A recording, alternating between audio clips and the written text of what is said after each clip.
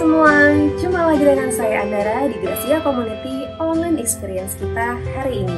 Senang sekali rasanya saya bisa berjumpa dengan Anda semua. Terima kasih untuk Anda semua, baik Anda yang Kristen maupun yang bukan Kristen, dimanapun Anda berada. Juga teman-teman dari The City Light dan Gracia Community, saya ucapkan terima kasih dan selamat bergabung. Bicara tentang bahagia dan sukses, saya percaya semua manusia di dunia pasti menginginkannya. Demikian juga dengan saya dan pastinya Anda semua. Bahkan kita semua berusaha meraih kesuksesan dan kebahagiaan. Manakah yang penting, sukses atau bahagia? Sebentar, Ibu Pendeta Lois akan menyampaikan renungan firman Tuhan tentang sukses dan bahagia. Namun sebelumnya, Yayan Indrawan akan menyapa kita semua. Dilanjutkan oleh rekan saya, Cika dan Yusak, yang akan membawakan sebuah lagu. Bapak Ibu, setelah firman Tuhan, kita akan masuk ke dalam perjamuan kudus. Silahkan untuk Bapak Ibu mempersiapkan anggur atau sirup, roti atau biskuit untuk kita bersekutu dengan tubuh dan darah Kristus. Jadi jangan kemana-mana dulu ya, tetap stay di channel ini. Selamat menyaksikan, Tuhan Yesus memberkati.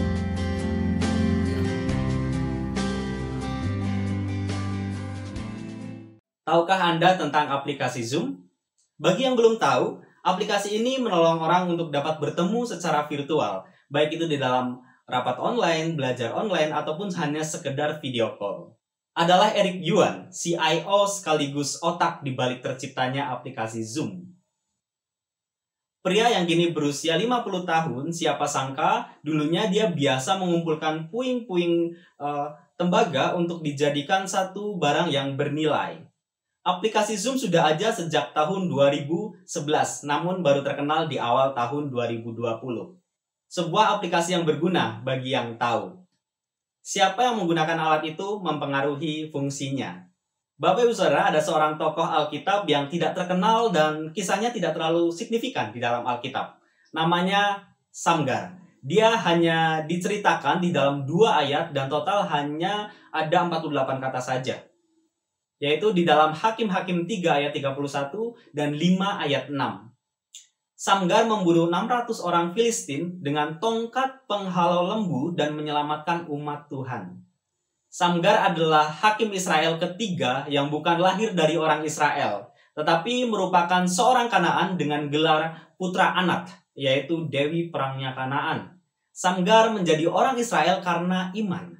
Sama seperti kita ya Bapak Ibu Saudara, hanya karena anugerah Allah kita masuk di dalam perjanjian Allah dengan umatnya.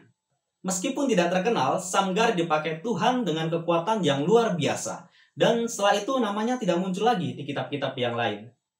Ia hidup di masa ketika umat Tuhan telah melenceng dari iman mereka dan budaya saat itu begitu mengerikan. Banyak begal di jalan-jalan utama. Nah, jadi mereka lebih memilih untuk melewati lorong-lorong rahasia untuk menghindari begal. Ketika umat Tuhan cenderung apatis, selfish, nah di saat itulah Tuhan memakai Samgar dan tongkat penghalau lembunya. Samgar mengambil sikap dengan beriman dan merespons kehendak Tuhan. Ia melangkah untuk melawan orang Filistin dan menyelamatkan bangsa Israel dengan tongkatnya. Dalam kisah Samgar, kita menemukan prinsip hidup yang akan mendewasakan kita di dalam masa-masa sulit. Bapak Ibu Saudara, penyertaan Tuhan terkadang tampak biasa-biasa saja. Tetapi ketika kita mau tekun dan merenungkan kira-kira apa sih yang menggelisahkan kita, tentunya kita tidak hanya tinggal diam. Kita tidak hanya berpikir, tetapi kita juga berusaha untuk melakukan sesuatu. Ternyata dengan apa yang bisa kita lakukan, Tuhan bisa pakai kita untuk menyelamatkan orang. Apa yang menggelisahkan kita saat ini? Apa yang kita miliki sekarang? Serahkan itu semua kepada Tuhan. Mintalah Tuhan untuk pakai kita untuk kemuliaannya. Melakukan apa yang bisa kita lakukan saat ini dengan apa yang kita miliki. Bisa jadi itu adalah bakat-bakat, ide-ide, bahkan tragedi di dalam hidup kita. Atau kisah kelam masa lalu yang sudah Tuhan menangkan di dalam kehidupan kita. Tuhan bisa gunakan untuk kemuliaannya. Bapak Ibu yang terampil memanfaatkan benda-benda sederhana menjadi bernilai. Seperti contohnya sedotan yang dapat diubah menjadi bunga yang indah, kain perca yang bisa dimanfaatkan menjadi bed cover yang bernilai tinggi, atau bagi opa-oma yang mengantarkan cucunya ke gereja. Ternyata dengan apa yang bisa kita lakukan, Tuhan bisa pakai itu untuk menyelamatkan orang. Bapak Ibu Saudara, Tuhan dapat memakai siapapun dan apapun. Tuhan dapat memanggil siapapun untuk masuk di dalam rencana keselamatannya. Tidak tergantung dari mana kita berasal, dari keturunan apa, seberapa besar dosa kita, itu semua tidak menghalangi kasih karunia Tuhan atas kita. Tuhan Yesus memberkati.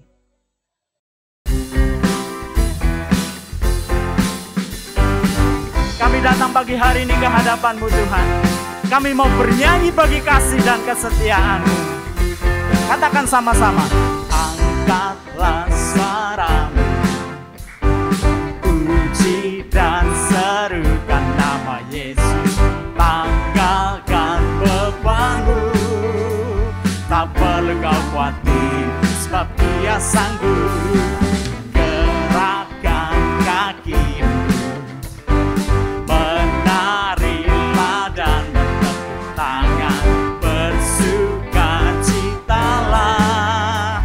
Tak perlu kau khawatir, sebab Dia sanggup.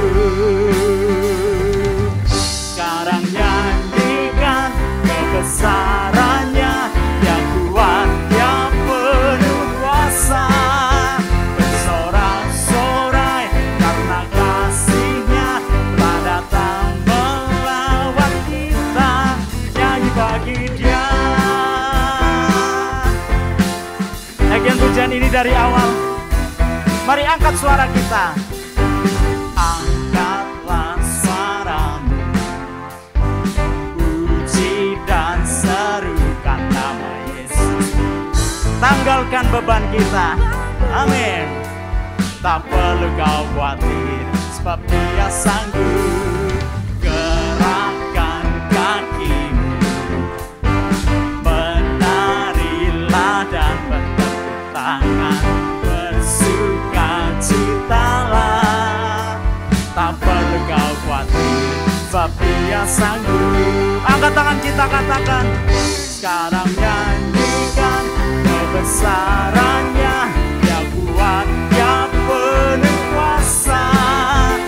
Sorak-sorai karena kasih-Nya telah datang melawat kita. Nyanyi bagi Dia. Sekarang nyanyikan kebesarannya, Dia kuat, Dia penuh kuasa. Bersorak-sorai karena kasih-Nya telah datang melawat kita. Mari angkat tangan kita dengan satu suara, katakan. Nyanyikan kebesarannya, Dia kuat, Dia penuh kuasa. Bersorak-sorai karena kasih-Nya telah datang melawat kita. Nyanyi bagi Dia. Oh, nyanyikan kebesarannya, Dia kuat, Dia penuh kuasa. Bersorak-sorai karena kasih-Nya telah datang melawat kita. Nyanyi bagi Dia. Nyanyi bagi Dia. Nyanyi bagi Dia. Nyanyi bagi Dia. Berikan sorak-sorai kemuliaan yang meriah buat Tuhan Allah kita. Terpuji nama Tuhan sampai selama-lamanya. Saudara-saudara, pernahkah kita bertanya, ya, sebenarnya seseorang itu harus berhasil dahulu atau bahagia dahulu? Berhasil dahulu baru bahagia, atau bahagia dulu baru berhasil? Saudara-saudara, pertanyaan ini seringkali ditanyakan dan seringkali kita dengar. Dan tentunya sebagai manusia kita memang membutuhkan dua hal ini, bahagia dan berhasil. Karena kita semua mendambakan hidup yang lebih baik. Saudara-saudara, apa yang kita lakukan untuk mendapatkan hidup berbahagia, berhasil dan lebih baik? Ada yang mengatakan sukses dulu baru bahagia. Ada juga yang mengatakan bahagia dulu baru sukses. Nah, ada dua tim. Yang satu tim pengejar kesuksesan.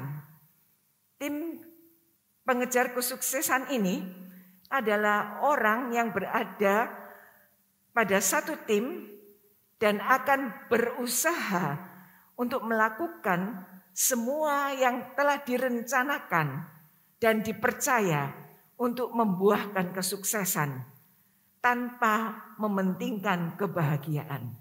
Jadi fokusnya hanya pada apa yang direncanakan, apa yang bisa dipercaya, dan yang menghasilkan kesuksesan tanpa kebahagiaan. Nah, saat mereka menjalankan strategi ini, lalu mengalami hambatan dan penolakan dari orang lain, cepat atau lambat akan membuat mereka merasa down, merasa frustasi, dan pada kondisi yang kurang baik membuat tim ini sangat sensitif. Dan apa yang akan mereka lakukan?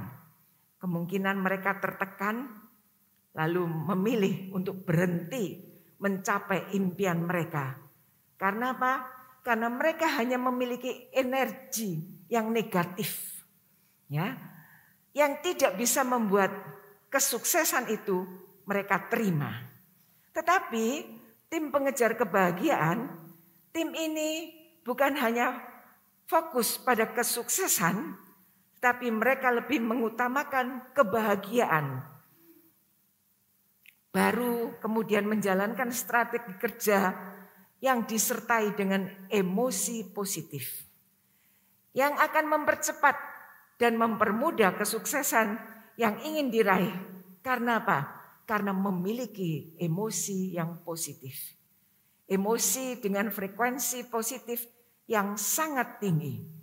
Inilah yang menjelaskan mengapa orang yang fokus pada kebahagiaan lebih mudah mencapai kesuksesan dan tidak jarang keajaiban yang datang menghampiri serta datangnya seringkali tanpa diduga.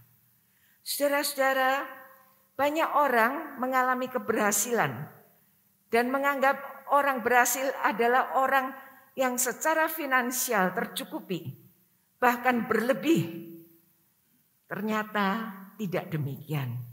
Karena ada orang yang berhasil, hidupnya diberkati luar biasa, tetapi tidak punya kuasa dan kesempatan untuk menikmati berkat Tuhan. Berkat itu hanya disimpan dan kemudian dinikmati oleh orang lain. Sehingga dengan sendirinya hidupnya itu tidak berbahagia. Kita harus mendambakan berkat Tuhan secara finansial. Tetapi kita juga harus mengharapkan diberi kuasa untuk menikmati berkat Tuhan itu. Orang yang diberkati merasa tidak berkekurangan. Memperoleh berkat lewat pekerjaan, lewat profesi, atau lain-lainnya. Tetapi tidak bisa menjadi saluran berkat bagi orang lain. Orang ini ternyata juga tidak berbahagia.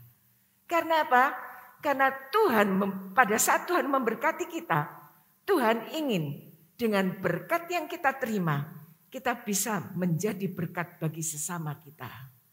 Saya bersyukur kepada Tuhan karena selama pandemi berlangsung kurang lebih 19 bulan, gereja kita mengadakan acara sapa jemaat. Ya, dan saya yakin semua jemaat sudah merasa disapa. Disapa oleh siapa? Oleh beberapa orang yang terbeban untuk menyapa saudara. Kita bersyukur karena persekutuan kita tetap diberkati oleh Tuhan. Saudara-saudara, saat kita memberkati orang lain, kita tidak pernah akan mengalami kerugian. Saya melihat ada keluarga yang menyapa jemaat untuk 5 orang, untuk 5 keluarga, untuk 3 keluarga, untuk 10 keluarga, untuk 20 keluarga. Dan itu kita lakukan dari bulan ke bulan. kadang-kadang sebulan 2 kali, kadang-kadang sebulan 3 kali. Tapi begitu antusiasnya jemaat Tuhan yang terlibat di dalam Sapa Jemaat. Terima kasih untuk partisipasi saudara semua dalam program Sapa Jemaat selama masa pandemi.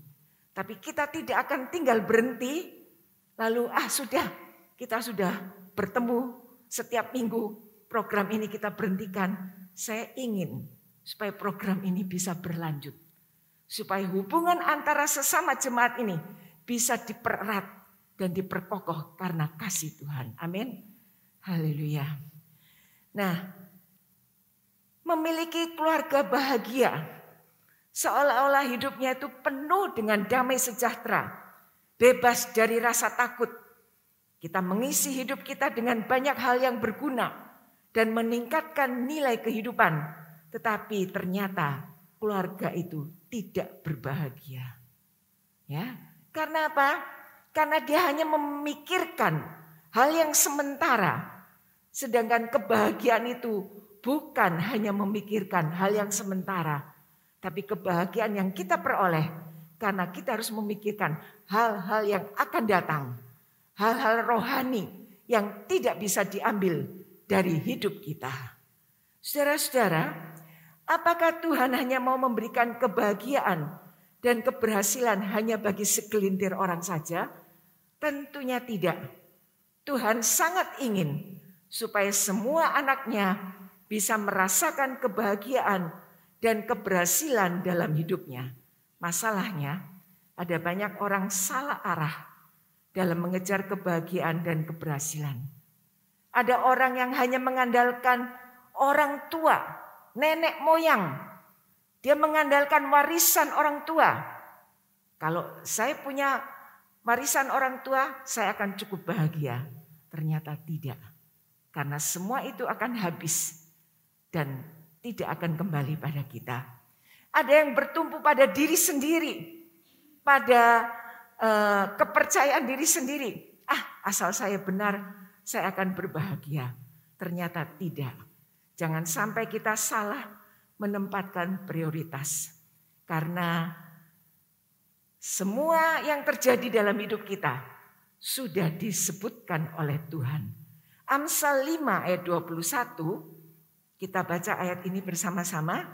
2, 3. Karena segala jalan orang terbuka di depan mata Tuhan dan segala langkah orang diawasinya. Artinya tak ada jalan yang dapat disembunyikan di hadapan Tuhan. Tidak ada rencana-rencana kita yang dapat kita simpan dan kita sembunyikan di hadapan Tuhan. Ya, karena Tuhan tahu betul apa yang kita lakukan dan kita alami. Kunci kebahagiaan dan keberhasilan kita bukan di tangan kita, bukan di kekayaan kita, ya, bukan di kesehatan kita, tetapi di tangan Tuhan sebagai pencipta dan penjaga kita. Amsal ini menegaskan kehadiran penjaga yang tidak pernah terlelap dan tidak pernah tertidur, yaitu Tuhan pencipta semesta alam. Tuhan melihat segala perilaku manusia, Dia mengawasi tindakan kita.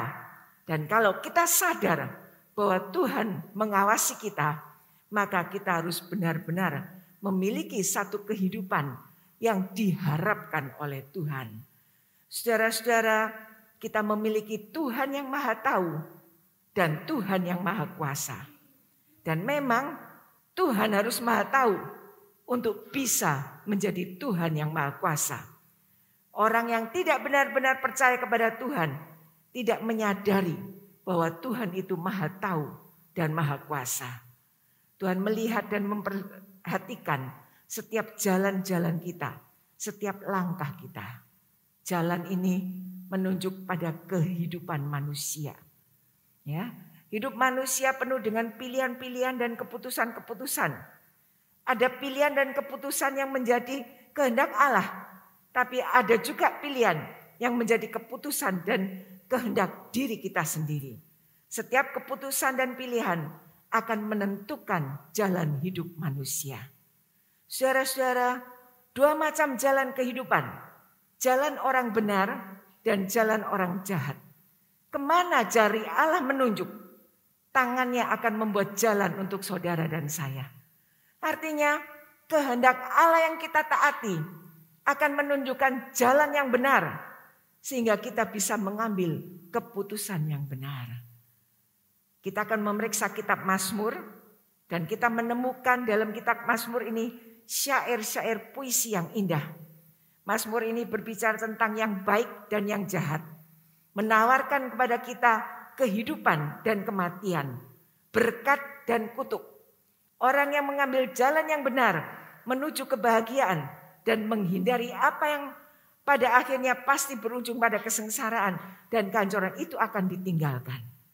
Saudara-saudara, Mazmur ini juga mencerminkan segala jenis pengalaman dan perasaan yang mungkin terjadi atas orang-orang saleh atau orang percaya, yaitu menopang pengharapan mereka, memurnikan iman mereka, membangkitkan kasih mereka akan Allah, dan meningkatkan hubungan dan persekutuan dengan Allah. Mari kita baca Mazmur pasal 1 ayat 1 sampai 3. Kita baca bersama-sama, mulai. Berbahagialah orang yang tidak berjalan menurut nasihat orang fasik, dan yang tidak berdiri di jalan orang berdosa, dan yang tidak duduk dalam kumpulan pencemooh, tetapi yang kesukaannya ialah Taurat Tuhan, dan yang merenungkan Taurat itu siang dan malam. Ia seperti pohon yang ditanam di tepi aliran air, yang menghasilkan buahnya pada musimnya, dan yang tidak layu daunnya. Apa saja yang diperbuatnya berhasil. Amin. Di sini pemazmur memulai dengan sifat dan keadaan orang-orang saleh. Supaya orang-orang saleh inilah yang pertama-tama boleh mendapatkan kebahagiaan yang menjadi milik mereka. Jadi kalau kita membaca Mazmur ini, menurut Mazmur ini, kebahagiaan itu yang harus dicapai lebih dahulu, baru kesuksesan akan mengikuti. Kalau saudara perhatikan ayat per ayat, di situ dikatakan berbahagialah. Berbahagialah diucapkan lebih dahulu. Maksudnya Tuhan ingin supaya kita benar-benar mengalami kebahagiaan. Sesudah kita mengalami kebahagiaan dari Tuhan, baru yang lain itu akan mengikuti. Banyak orang yang berhasil belum tentu bahagia. Mengapa banyak selebritis mengakhiri hidupnya? Padahal mereka orang berhasil. Karena apa? Karena mereka tidak bahagia. Ya, tidak bahagia. Nah, hal-hal yang harus diperhatikan agar kita dapat hidup bahagia, saya akan memulai dari ayat yang kedua. Yaitu 1, mau diajar. Mau dan mudah menerima nasihat. Mau diajar itu artinya mau menerima nasihat. Mudah dinasihati. Tidak kata orang sini mengatakan apa? Yang tidak bisa dinasihati itu merengkunung. Ya, jangan kita menjadi orang seperti itu. Ya, mau diajar, mau dinasihati. Ya, ayat 2 mengatakan, tetapi yang kesukaannya ialah Taurat Tuhan. Dan yang merenungkan Taurat itu siang dan malam. Kesukaannya ialah Taurat Tuhan. Kebenaran Tuhan harus menjadi kesukaan kita. Walaupun firman Tuhan merupakan sebuah hukum yang harus ditaati, namun itu merupakan hukum Allah yang kudus. Hukum Allah yang adil. Hukum Allah yang baik, yang disetujui dengan kerelaan hati kita. Saudara-saudara, untuk bisa menerima firman Tuhan, kita harus menghadapi sebuah kenyataan, yaitu suka, menyukai, ya, menyukai firman Tuhan. Seseorang tidak bisa dipaksa untuk suka merenungkan firman Tuhan. Ya, hari ini kita duduk bersama di sini, kita bersama-sama merenungkan firman Tuhan. Besok pagi belum tentu Anda merenungkan firman Tuhan. Ya, jadi merenungkan firman Tuhan tidak bisa dikerjakan karena terpaksa, tetapi harus dengan kesukaan, kesadaran, dan kemauan diri sendiri. Perlu adanya satu keputusan untuk menyukai firman Tuhan. Ya, benar-benar menyukai dan mau belajar tentang firman Tuhan. Di gereja kita ada setiap bulan dibagikan jadwal pembacaan Alkitab. Ya, seringkali ada yang dikasih lalu ditinggal di kursi. Ya, seolah-olah enggak butuh. Saudara-saudara, padahal itu sangat berarti untuk kita semua. Tuhan hanya minta waktu kita beberapa menit untuk merenungkan firman Tuhan. Ya, Tuhan hanya minta kita beberapa menit untuk kita dapat bersekutu, mendengar suara Tuhan. Tapi seringkali kita abaikan. Kalau tidak ada kesukaan untuk merenungkan firman Tuhan, kita juga tidak akan suka membaca Alkitab.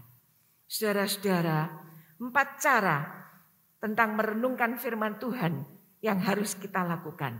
Yang pertama, kita harus memikirkan firman Tuhan. Artinya pikiran kita harus diisi penuh dengan firman Tuhan. Kalau pikiran kita diisi penuh dengan firman Tuhan, maka hal-hal yang jahat itu akan menyingkir dari pikiran kita. Rencana-rencana yang jahat itu akan pergi dari pikiran kita. Yang kedua, kita harus belajar membicarakan firman Tuhan. Saat kita membicarakan firman Tuhan, itu kita sudah merenungkan firman Tuhan. Membicarakan firman Tuhan kepada siapa? Kepada teman, kepada orang tua, kepada keluarga, ya, kepada sahabat-sahabat. Kalau kita menceritakan firman Tuhan, artinya kita sudah membicarakan firman Tuhan dan kita sudah merenungkan firman Tuhan. Yang ketiga, mendeklarasikan firman Tuhan. Artinya membicarakan firman Tuhan untuk diri sendiri. Ya, jangan lupa firman Tuhan itu perlu juga untuk diri sendiri, ya. Kalau kita bisa mendeklarasikan firman Tuhan, membicarakan firman Tuhan untuk diri sendiri, berarti kita sudah merenungkan firman Tuhan dan menyanyikan firman Tuhan. Saudara-saudara, banyak lagu-lagu rohani yang bisa kita nyanyikan.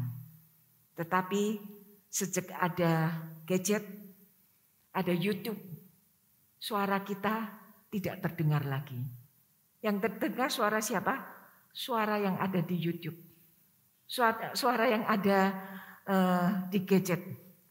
Ya, padahal menyanyikan firman Tuhan itu perlu untuk apa? Menguatkan diri kita sendiri. Saya beri contoh sederhana ya. Kalau saat pagi hari kita membaca Alkitab pas ketemu seperti ayat minggu lalu. Yohanes 3 ayat 16. Coba katakan bersama-sama isinya Pak. Karena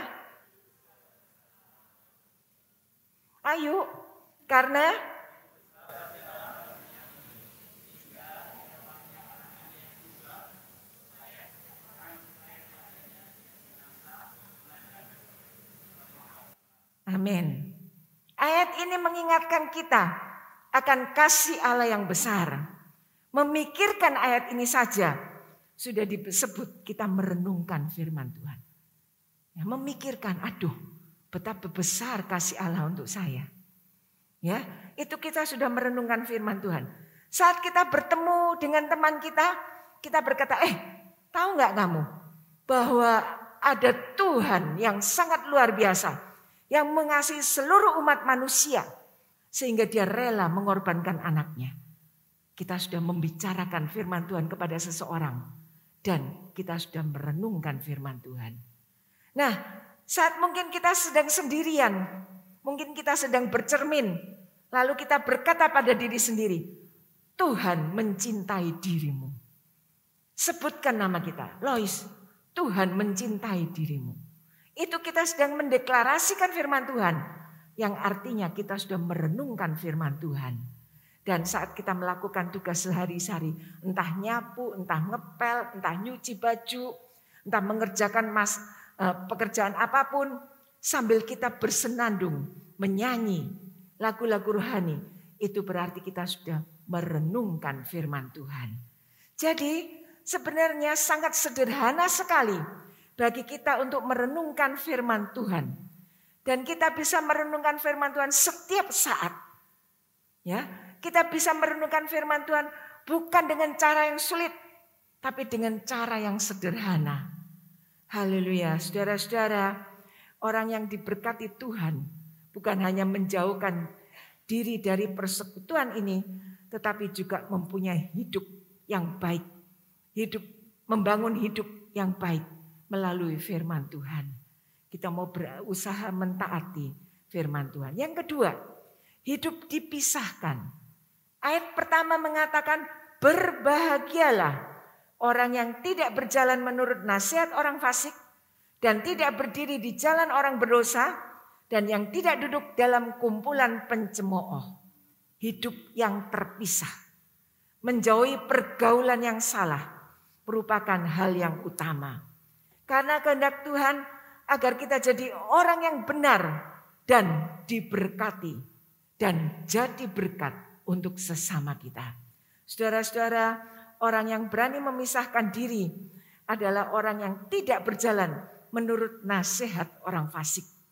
Ini merupakan bagian dari sifat orang saleh yang harus ditampilkan pertama.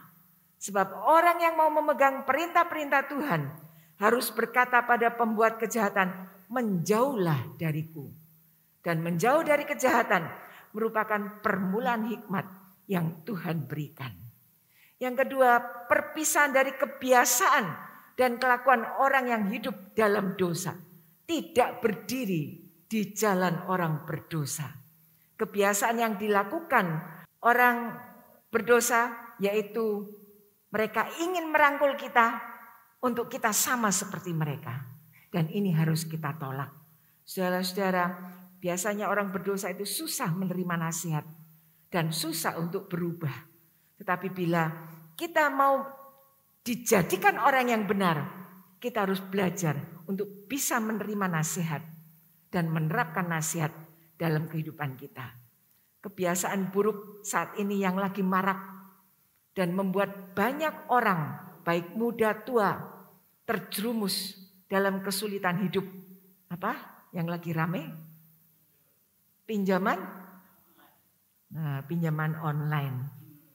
Beberapa waktu yang lalu ada orang menelpon pada saya. Tante, gimana tante? Saya terlibat di pinjaman online. Oh ya, kenapa kamu kok bisa begitu? Ya saya mulai pikirnya gampang, enak. Ternyata selama 1 tahun dia pinjam terus, tidak pernah membayar. Sekarang yang harus dibayar itu hampir 1 M. Kaget kan saudara? Dari mana? Lalu saya katakan, lalu apa yang akan kamu lakukan? Saya enggak tahu. Doakan supaya saya kuat. Ya, supaya saya kuat, saya tidak melakukan jalan yang salah. Nah, saudara-saudara, orang yang jahat selalu memberikan iming-iming yang enak untuk kita. Tetapi kita harus waspada. Kita harus memikirkan dengan baik. Apakah itu akan memperbaiki kehidupan kita? Memberikan kebahagiaan untuk hidup kita? Ya, 1 Korintus 15 ayat 33 mengatakan, pergaulan yang buruk merusak kebiasaan yang baik. Jadi jangan kita merasa diri cukup kuat, cukup rohani. Karena kalau kita merasa diri kita cukup kuat, cukup rohani, kita akan jadi orang yang sombong. Tidak bisa menerima nasihat lagi. Yang ketiga, perpisahan yang mencegah kita bersahabat dengan orang berdosa. Tidak duduk dalam kumpulan pencemooh. Tidak bersahabat karib dengan orang berdosa. Ya, ciri-ciri orang ini tidak bisa terima nasihat, sombong, merasa dirinya cukup kuat, tidak menyukai kesalehan, tidak menyukai hidup disiplin. Ya, jangan kita mendekat dengan mereka. Supaya apa? Supaya kita tidak ketularan. Saudara tahu benalu, kalau dia nempel di sebuah pohon, dia nggak bilang, permisi ya, aku mau nempel di kamu. Tidak, dia tahu-tahu menempel. Dan kalau benalu itu sudah menempel di sebuah pohon buah, pohon itu lambat laun akan mengalami kematian. Demikian juga dengan kita. Kalau kita tidak berhati-hati, benalu dosa yang menempel dalam hidup kita akan membuat kerohanian kita mati dan membuat hidup kita sendiri tidak berguna. Ya, ada pepatah kuno mengatakan ikan mati akan dengan mudah mengapung ke hilir. Tetapi ikan yang hidup akan berenang dan menentang arus. Kita semua harus jadi ikan hidup yang berani menentang sehingga menyelamatkan diri sendiri. Roma 12 ayat 2 mengatakan, jangan kamu menjadi serupa dengan dunia ini. Saudara-saudara, Roh Kudus akan menguasai diri kita dan membuat kita tidak serupa dengan dunia ini. Karena Roh Kudus memberi kita kuasa untuk dapat hidup berkemenangan dan menjalani hidup yang terpisah. Yang ketiga, hasilnya. Ya, hasilnya.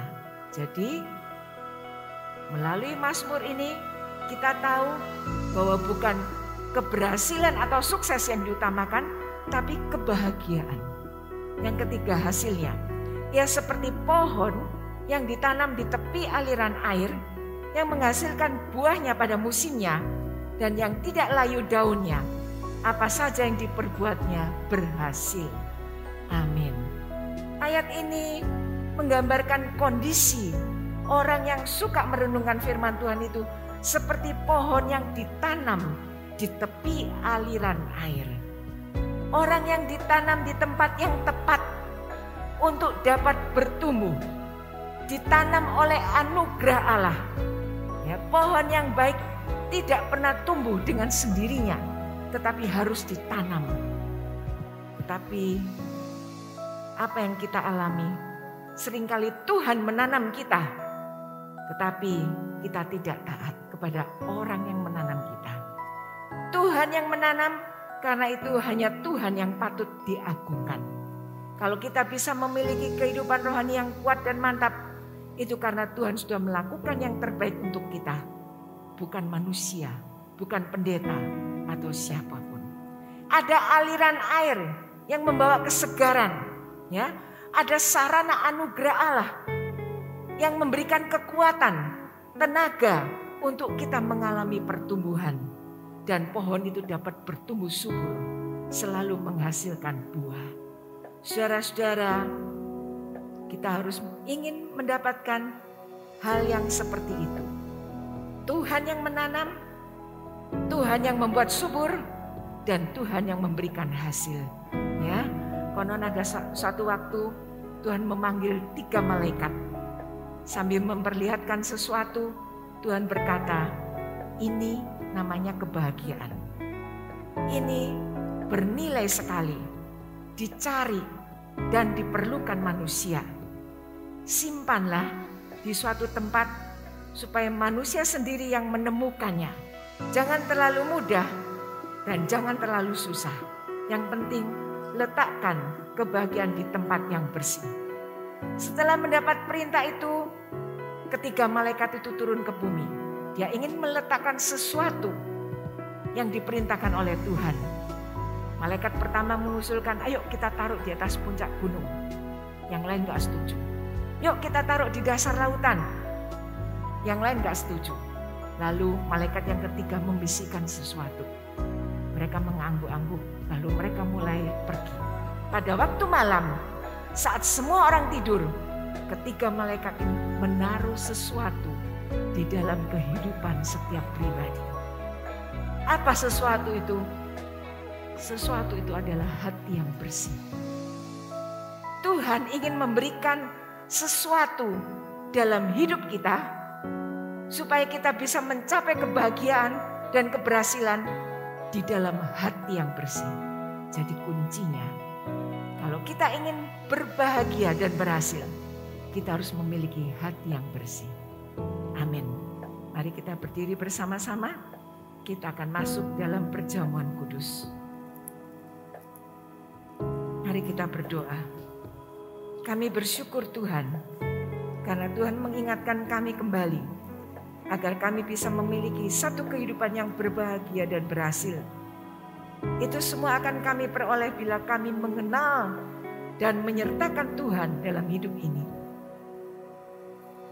Kami dapat menyukai firman Tuhan, merenungkan firman Tuhan, yang menuntun dan memberikan arahan yang tepat bagi hidup kami. Menjaga diri dengan sebaiknya dan tidak mengikuti jalan orang fasik, karena Roh Kudus memberi kuasa untuk kami memiliki hidup berkemenangan, sehingga kami bisa menghasilkan buah kebenaran dan keberhasilan bagi hidup kami. Tuhan, sekarang kami akan bersekutu dengan tubuh dan darah Kristus. Kuduskan hidup ini supaya kami layak dalam persekutuan dengan tubuh dan darah Kristus.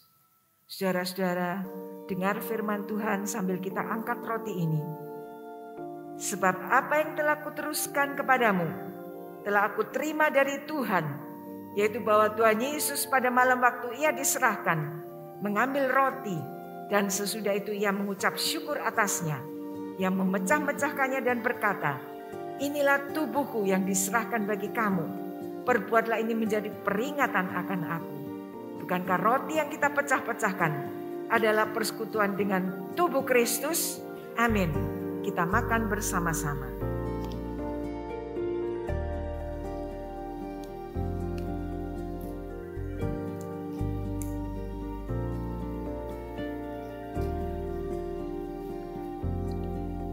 Kita angkat cawan ini. Demikian juga ia mengambil cawan sesudah makan lalu berkata, cawan ini adalah perjanjian baru yang dimeteraikan oleh darahku. Perbuatlah ini setiap kali kamu meminumnya, menjadi peringatan akan aku. Sebab setiap kali kamu makan roti ini dan minum cawan ini, kamu memberitakan kematian Tuhan sampai ia datang. Bukankah cawan pengucapan syukur yang atasnya kita ucapkan syukur adalah persekutuan dengan darah Kristus? Kita minum bersama-sama dalam nama Tuhan Yesus.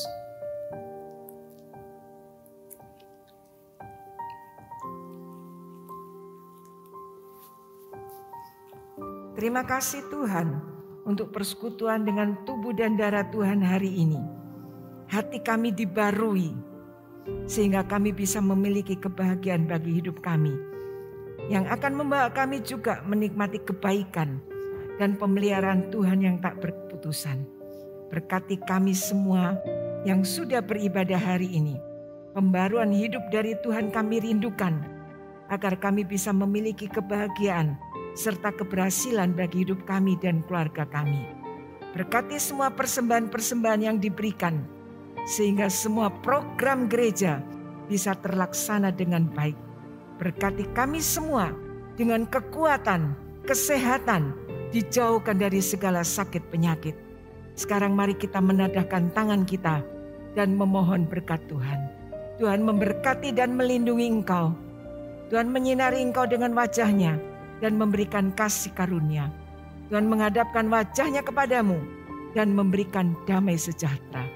Berkat dari Allah Bapa, Allah Anak dan Allah Roh Kudus menyertai Bapak, Ibu, Saudara semuanya, usaha pekerjaan, dan memberikan kebahagiaan dan keberhasilan mulai hari ini sampai Maranatha Tuhan Yesus datang kembali. Dalam nama Tuhan Yesus Kristus, Juru Selamat kami berdoa. Amin. Sampai di sini ibadah kita hari ini. Tuhan memberkati saudara semuanya. Jumpa di ibadah yang akan datang. Terima kasih untuk Ibu Pendeta Lois atas renungan firman Tuhan hari ini. Sehingga kita lebih mengerti apa arti bahagia dan berhasil dalam hidup ini. Semoga Ibu Pendeta Lois akan terus diberi kesehatan yang ekstra. Untuk rekan-rekan saya, all tim GCC Purwokerto, saya ucapkan terima kasih. Sehingga online experience kita hari ini dapat berjalan dengan baik. Salam kompak dan salam sehat selalu. Teman-teman, kita bersyukur kita masih diberi kesempatan untuk terlibat dalam pekerjaan Tuhan yang besar dalam gereja kita. Terima kasih untuk Bapak Ibu yang telah setia dalam memberikan persembahan. Kiranya Tuhan memberkati dan memberi kemudahan dalam setiap pekerjaan Bapak Ibu semua. Selanjutnya, untuk Bapak Ibu yang akan memberikan persembahan, Bapak Ibu bisa langsung memasukkan ke kotak persembahan yang ada di gereja, atau Bapak Ibu bisa langsung mentransfer melalui rekening gereja yang ada di layar Anda. Teman-teman, tetap saling mengingatkan. Jangan kendor, tetap patuhi protokol kesehatan yang ada. yaitu dengan menggunakan masker saat keluar rumah, mencuci tangan menggunakan sabun, dan menghindari kerumunan. Lindungi diri Anda, keluarga, dan juga Indonesia. Saya Andara, sampai jumpa lagi di Online Experience kita Jumat depan. Tuhan Yesus memberkati. Angkatlah suaramu, puji dan serukan nama Yesus. Tanggalkan beban kita, amin. Tak perlu kau khawatir, sebab Dia sanggup. Gerakkan kakimu, menarilah dan bertepuk tangan, bersukacitalah. Tak perlu kau khawatir, sebab Dia sanggup. Angkat tangan kita, katakan, sekarang nyanyikan kebesarannya. Dia kuat, Dia penuh kuasa. Sorak-sorai karena kasih-Nya, pada tak melawan kita. Nyanyi bagi Dia, sekarang nyanyikan kebesarannya. Dia kuat, Dia penuh kuasa. Bersorak-sorai karena kasih-Nya, pada tak melawan kita. Mari angkat tangan kita, dengan satu suara katakan, nyanyikan kebesarannya. Dia kuat, Dia penuh kuasa. Bersorak-sorai karena kasih-Nya telah datang.